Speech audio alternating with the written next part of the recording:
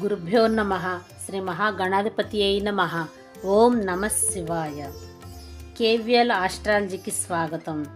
నామ నక్షత్రం జన్మ నక్షత్ర అనుసారం నా పరిజ్ఞానం సహకరించినంత వరకు ఈ వారం జనవరి 19, 2025 నుండి జనవరి 25, 2025 వరకు సింహరాశి వార ఫలితాలను వివరిస్తాను. ముందుగా గోచార గ్రహస్థితులు.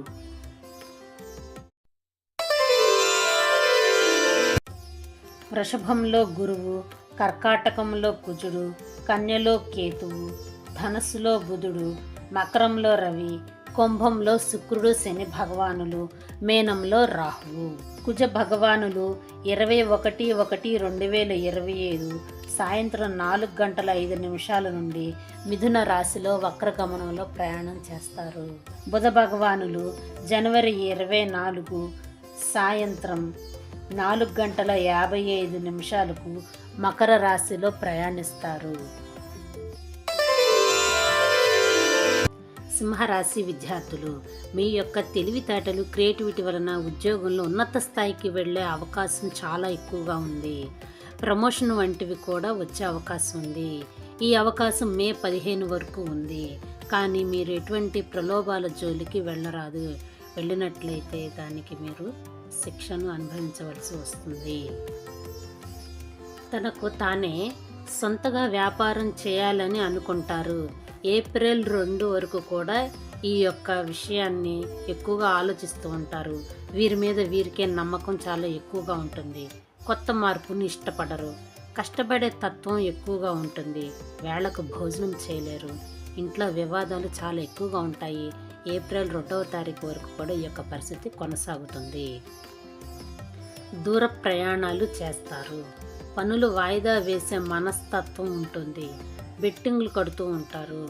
ఉన్న ఇంట్లోనే ఉంటే మాత్రం ఎదుగుదల తక్కువగా ఉంటుంది. జ్యోతిష్యంలో కానీ ఇతర ఏ విషయాల్లో కానీ కొత్త విధానాన్ని కనిపెట్టగలుగుతారు.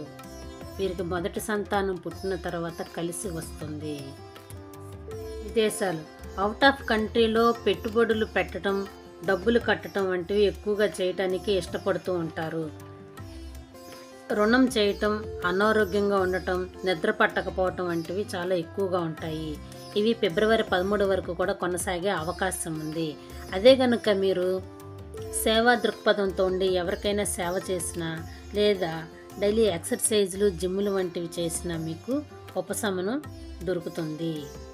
వ్యాపారం, హాస్పిటల్కి సంబంధించిన సర్జికల్ ఐటమ్స్ను తయారు చేయటం, వాటి పట్ల అవగాహన పెంచుకోవటం, వాటిని మార్కెటింగ్ చేయటం వంటివి చేయగలుగుతారు. బాగా రెస్ట్లెస్గా ఉంటారు. దుర్వ్యసనాలకు దూరంగా ఉండండి. ఆహారం, స్పైసీ ఫుడ్ను, నూడిల్స్ వంటివి ఎక్కువగా తీసుకుంటూ ఉంటారు. ఆరోగ్యం, నరాలలో రక్తం చిక్కబడిపోవటం వంటివి జరుగుతాయి. అతి చల్లదన ప్రాంతాల్లో ఉండేవారికి ఈ సమస్య చాలా ఎక్కువగా ఉంటుంది. దైవం, ఈ వారం మీరు పూజించవలసినటువంటి దైవం దుర్గామాతను పూజించండి. సుబ్రహ్మణ్య స్వామి వారిని పూజించండి. మే 19వ తారీఖు లోపు గనక చండీ హోమం చేయించుకోండి. లేకుంటే అమ్మవారిని కుంకుమ పూజ చేయించి ఆ కుంకుమను నిత్యం పెట్టుకోండి. దానం, పక్షులకు ఆహారం ఇవ్వండి. అంత మంచి జరుగుతుంది. శుభం.